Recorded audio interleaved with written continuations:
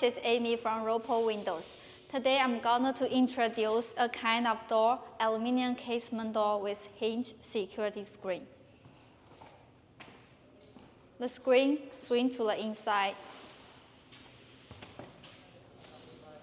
The glass panel swings to outside, and we can see the low thresholds. It's very easy for view to entering. A good design. And now let's focus on the locking systems for hinge door. Both sides handles, multi-point locking systems. And also the door features with side corner hinge.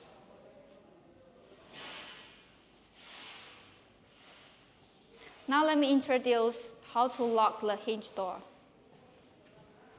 When you close the door, you need to shake the handles up like this.